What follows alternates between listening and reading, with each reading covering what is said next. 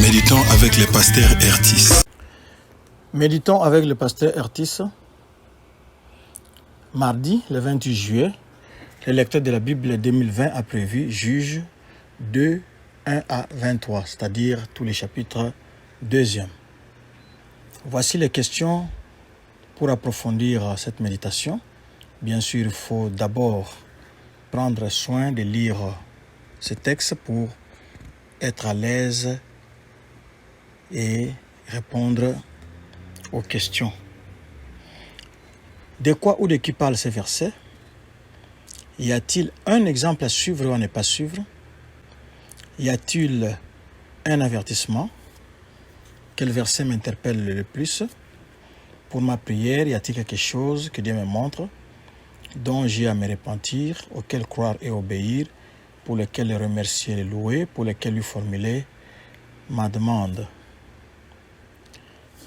Dans ce texte, il est question de l'origine du déclin et sa conséquence.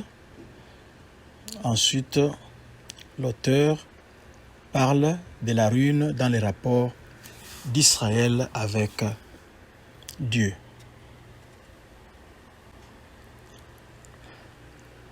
Voici notre adresse www.églisedoxadeo.com, Twitter et YouTube Doxadeo Lubumbashi, Facebook Doxadeo Lushi. Lushi c'est L-S-H-I. Prions. Père, nous te disons merci. Merci pour ta parole. Toi, tu es le Dieu qui parle, toi, tu es le Dieu qui enseigne, toi, tu es le Dieu qui veut parfaire notre connaissance. Nous bénissons ton Saint-Nom pour cela. Nous sommes à ton école. Envoie-nous notre Maître, le Saint-Esprit qui avait dicté ces paroles pour nous enseigner. Que la gloire te revienne au nom de Jésus-Christ. Amen. Shalom, bien-aimés, que Dieu vous bénisse. Un fait caractérisait le déclin. Israël n'était pas resté séparé du monde. Or, ce fait même dénotait qu'il n'avait plus de force pour se débarrasser de l'ennemi. Pourquoi donc une telle absence de force? Les versets que nous venons de lire répondent à cette question. Et l'ange de l'Éternel monta de Gilgal à Bokim. C'est au premier verset. Nous lisons d'après la version de Darby. Le livre de Josué, ce registre des victoires d'Israël, est caractérisé par Gilgal, endroit merveilleusement béni, où le peuple trouvait le secret de sa force. C'était le lieu de la circoncision, c'est-à-dire un type du dépouillement de la chair. Il nous est dit, en qui aussi vous avez été circoncis d'une circoncision qui n'a pas été faite des mains, dans le dépouillement du corps, de la chair, par la circoncision du Christ. À la croix de Christ, dans sa mort, le croyant a trouvé la condamnation absolue et la fin de la chair. À Gilgal, l'Éternel avait roulé l'opprobre d'Égypte de dessus son peuple. Délivré, en figure, de la domination de la chair qui les rattachait au monde, à l'Égypte, il pouvait enfin appartenir à Dieu seul. Ce grand fait de la circoncision est un privilège du chrétien. Mais il fallait constamment revenir à Gilgal. La mortification de la chair opérée en Christ doit être réalisée par les croyants. Il nous faut appliquer cette mort de Christ à nos membres dans notre marche journalière et n'épargner aucun des fruits qui croissent sur l'arbre de la chair, d'après Colossiens 3:5. Le secret de notre force spirituelle se trouve dans le jugement ininterrompu de ce que nous sommes et de ce que nous produisons par nature. C'est ce qui explique les victoires du livre de Josué. Les Israélites retournent toujours à Gilgal, sauf en un seul cas.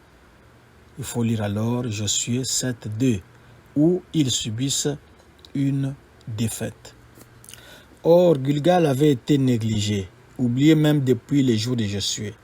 C'est ainsi que, par le manque de jugement journalier d'eux-mêmes, le cœur se mondanise. L'ange de l'Éternel représentant la puissance divine au milieu du peuple y était resté seul et, pour ainsi dire, sans emploi, attendant qu'Israël revînt à lui. Il avait attendu longtemps. Israël n'était point revenu. Il ne restait à l'ange qu'à quitter ces lieux bénis pour monter à Bokim, les lieux de pleurs. Qu'était-il devenu ces jours de force et de joie où Jéricho tombait au son des trompettes de Dieu? Et les jours de Gabaon et ceux de Hatzor, évanouis à jamais. Les bénédictions fondées sur Gilgal ne pouvaient renaître pour Israël. La puissance de l'Éternel n'était plus à la disposition du peuple, envisagée comme un tout. Ils étaient loin ces temps heureux où Israël montait volontairement à Gilgal, en type jugeant la chair, afin de ne pas pécher et de vaincre. Loin même les jours humiliants, mais bénis, d'accord, où le peuple jugea son péché pour y mettre fin et fut restauré. À Bokim, Israël pleure, obligé de porter le châtiment et son irrémédiable conséquence. La restauration actuelle n'est plus possible. Dieu ne rétablit pas ce que l'homme a ruiné. L'Église a suivi le même chemin. Sa ruine durera jusqu'au bout de son histoire, comme corps responsable, comme Église visible ici-bas. Elle aussi, devenue infidèle, a fini par s'établir au milieu du monde et n'est plus qu'un mélange corrompu de toutes sortes d'iniquités qui durera jusqu'à la fin. Dieu la compare à une grande maison contenant des vases à honneur et d'autres à déshonneur. Et toutefois, le moment viendra où l'histoire de la responsabilité de l'homme étant close, le Seigneur se présentera pour son Église glorieuse, n'ayant ni tache ni ride, parée d'une éternelle jeunesse. En ce temps, il sera dit d'elle, comme de Jacob, non pas « qu'est-ce que l'homme a fait », mais « qu'est-ce que Dieu a fait », d'après Nombre 23, 23. Ce n'est pas un sentiment d'humiliation qui remplit à Bokim le cœur de ce pauvre peuple. Il est là, versant des larmes à l'annonce du jugement et ne trouvant pas d'issue, car il n'y en a pas. Nous rencontrons dans le courant du livre des temps de délivrance partielle et même un commencement d'humiliation véritable. Juges 10, 15 à 16. Mais la restauration d'Israël est réservée à un jour futur. On en a comme un avant-goût sous Samuel, juge et prophète, type du Christ, vrai prophète et vrai juge. C'est comme l'aurore d'un temps nouveau, image d'une autre future où Israël retrouvera par l'humiliation sa place de bénédiction comme peuple de Dieu. Samuel convoque le peuple à Mitzpah, 1 Samuel 7. Mitzpah est le lieu de l'humiliation et non pas seulement le lieu de pleurs. Là, ils puisèrent de l'eau et la répandirent devant l'Éternel, et jeûnèrent ce jour-là et dirent « Nous avons péché contre l'Éternel ». Nous rappelons que nous lisons d'après Darby.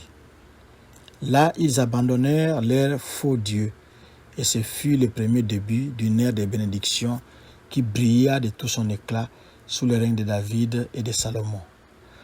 Bokim caractérise le livre des juges, comme Gilgal le livre de Josué. Le lieu de pleurs caractérise aussi la période actuelle de l'histoire de l'Église.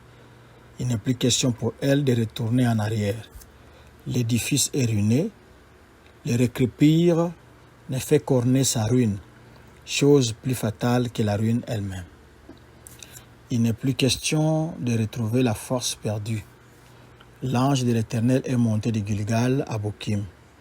Le Seigneur est les prétentions à la force en un jour tel que le nôtre.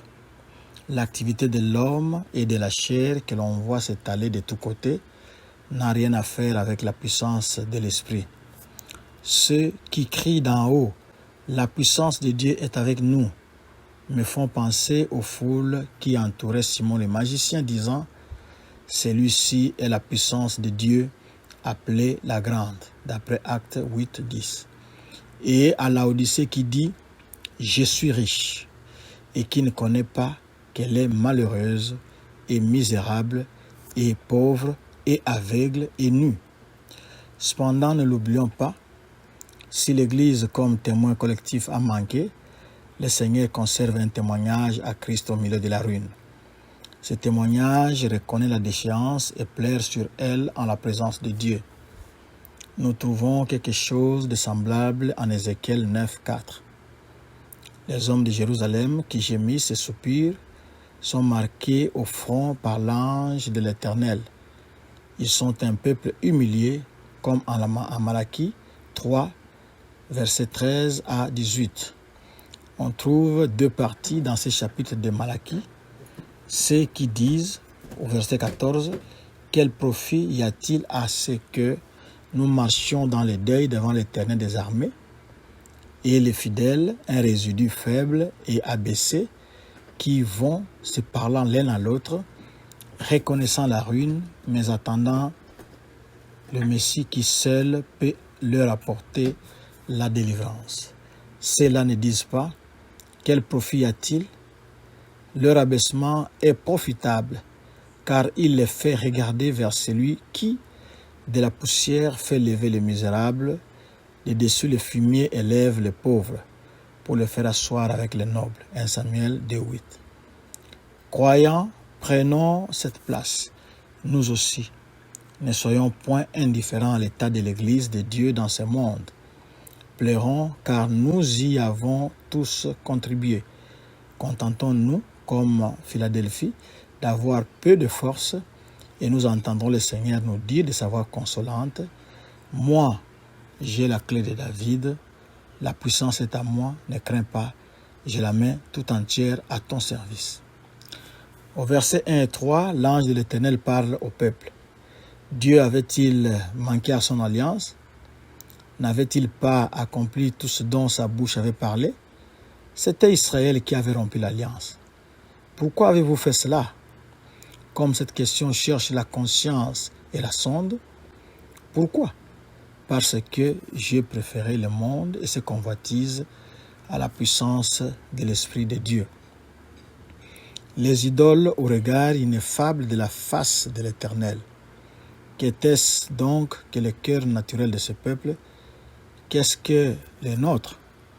Israël pleure et il sacrifie. Voir le verset 5. Combien touchante est la grâce qui pourvoit au culte au milieu de la ruine. Le lieu de plaire est un endroit de sacrifice et Dieu accepte les oblations faites à Bokim. Les versets 6 à 9 du chapitre 2 sont la répétition de Josué 24, 26 à 31 et rattachent immédiatement l'histoire du déclin à celle du peuple avant sa chute. Il y a encore des anciens après Josué pour aider et encourager le peuple, comme il y en a eu des apôtres pour l'Église. Mais du temps des apôtres comme au jour des anciens, les principes destructeurs de l'Assemblée étaient déjà à l'œuvre. Le judaïsme, la mondanité, la corruption, autant de choses auxquelles Paul s'opposait par la puissance de l'Esprit de Dieu, mais avec la certitude qu'après son départ entreraient des loups dévorants qui n'épargneraient pas les troupeaux. La fin du chapitre 1er nous a montré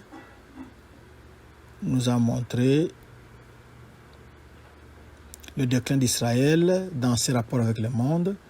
Les versets que nous venons de lire nous présentent sa ruine dans ses rapports avec Dieu. Ces passages nous donnent un résumé de tout le livre des Juges. La mondanité et l'idolâtrie se suivent. Dans la mesure où nos cœurs se portent vers le monde, ils se détournent de Dieu, de là à abandonner l'Éternel et à les remplacer par des idoles. Il n'y a qu'un pas. Cela se rencontre aussi dans la vie individuelle des chrétiens. Ce n'est pas sans dessein que l'Esprit nous adresse l'exhortation solennelle. Enfants, gardez-vous des idoles. D'après 1 Jean 5, 21. Quand nous nous associons au monde, les objets qu'il adore, vienne s'établir en maître dans nos cœurs et y prendre la place de Christ. Deux choses dénotent l'abaissement de la génération qui suivit Josué. Elle ne connaissait pas l'Éternel, ni l'œuvre qu'il avait faite pour Israël, verset 10. La connaissance personnelle de Christ et celle de la valeur de son œuvre faisaient défaut. Faisant défaut, l'écluse est ouverte au débordement du mal. C'est ce qui arriva à Israël. Ils abandonnèrent l'Éternel et servirent Baal et Astaroth, verset 13. Alors la colère de l'Éternel s'embrasa contre le peuple. Il les livra aux ennemis du dehors qui les pillèrent. C'est le verset 14. Et laissa l'ennemi du dedans à leur côté. Ça sera au chapitre 3, verset 3. L'ennemi de la maison de Dieu, c'est le symptôme caractéristique des derniers temps. Les nations dont le chapitre 1er de l'Épître aux Romains décrit le terrible état moral sont de nos jours établis avec tous les principes de corruption. 2 Timothée 3, 1 à 5. Au milieu de cet édifice, si beau jadis, quand il sortait des mains du divin architecte, mais confié par lui aux mains humaines et qui contint dès lors, au milieu des matériaux propres à être brûlés, le triste mélange de vases à honneur et à déshonneur. Et en cela consiste le jugement de Dieu sur sa maison, qu'il y laisse subsister ces choses. Combien les chrétiens s'en rendent peu compte. Mais le Dieu qui juge est aussi le Dieu qui a pitié. Au verset 18. Israël gémit sous l'oppresseur, alors l'Éternel arrête ses yeux sur ce peuple, en faveur duquel il avait fait de si grandes choses, et lui suscite des libérateurs. Telle est l'histoire que nous allons voir se dérouler dans le livre des juges. Le résumé nous en est ici donné d'avance. Il y a des réveils, puis un moment de repos et de bénédiction. Les chaînes rompues pour un temps, l'ennemi réduit au silence, Dieu laisse le peuple à lui-même, alors il retombe dans l'idolâtrie comme auparavant. Ils n'abandonnaient rien de leurs actions et de leurs voies obstinées. Ça, c'est le verset 19. Que restait-il à faire encore? Une chose digne de Dieu dans sa grâce. Il se sert de l'infidélité et de ses conséquences pour bénir son peuple. En laissant subsister les nations, Dieu n'a pas seulement en vue les châtiments, il veut aussi éprouver par elles Israël s'ils garderont la voie de Dieu pour y marcher comme leurs pères l'ont gardé. Ça, c'est au verset 22. En un mot, ils se sépareront du mal. De même, dans la deuxième épître à Timothée, Dieu se sert du mélange de vases à honneur et à déshonneur pour éprouver le cœur des fidèles et les bénir. Si donc quelqu'un se purifie de ceci, il sera un vase à honneur, sanctifié, utile au maître, préparé pour toute bonne œuvre. 2 Timothée 2, 21. Quelle heureuse description des caractères d'un fidèle en des temps fâcheux. C'est que même au plus fort de la ruine, Dieu nous montre un chemin qui les glorifie autant qu'au plus beau jour de l'Église. En laissant subsister ces nations pour éprouver Israël, l'Éternel avait encore un autre but. Ça, c'est au chapitre 3, verset 4. Nous pourrons continuer cela demain. Mais pour le moment, comme vous voyez, ou comme nous l'avons vu, Israël est devenu faible parce qu'il a laissé subsister l'ennemi tout autour de lui et au milieu de lui, et l'ennemi a dilué la puissance d'Israël. C'est ce que nous rencontrons dans les temps actuels où les chrétiens ont des fétiches, où certains pasteurs sont des adeptes des sciences occultes, ce qui fait que la puissance de Dieu ne peut pas se manifester à son paroxysme. Que Dieu nous aide, que chacun de nous travaille sa foi, remette son cœur à Dieu pour être circoncis encore si c'est possible, pour que sa gloire puisse encore éclater au milieu de nous. Nous allons prier. Seigneur, merci pour ta parole. Nous nous reconnaissons coupables. Laisse que ton Saint-Esprit relève tout un chacun pour nous remettre dans le droit chemin et manifester encore ta gloire au milieu de nous. Amen. Shalom, shalom. Que Dieu vous bénisse.